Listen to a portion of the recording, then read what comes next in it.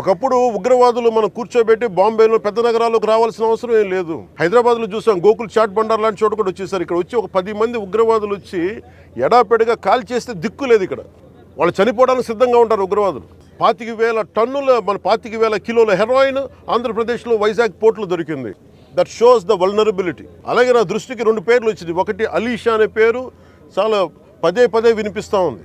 నాకు అర్థం కాదు ఎవరు అలీషా, ఎవరు అని. అలాగే ఇందాక చూస్తే దాదాపు 16 కంపెనీలు ఉన్నాయి. స్మగ్లింగ్ అలవాటు అయిన వాళ్ళు, క్రిమినల్ యాక్టివిటీస్కి అలవాలం అయిపోతే tomorrow it will be RDX, tomorrow it will be weapons, tomorrow it will pose as a great threat for national security. చేతులు కాలేక ఆకులు పట్టుకున్నట్టు ఉంటుంది. బాంబే కూడా రిపీటెడ్గా అధికారులు ఇలా వదిలేశారు. ఆర్డిఎక్స్ లారీలు బస్తాలు వ్యాన్లు వచ్చేసి వెళ్ళిపోయినాయి. ఎంత కుదిపేసిందో తెలుసు మాకు. అందుకని ఇంకా ఆగాలి, ఇలాంటివి చెప్పాలనేది నేను ముఖ్యమంత్రి గారి దృష్టికి ఆల్రెడీ చెప్పాను నేను.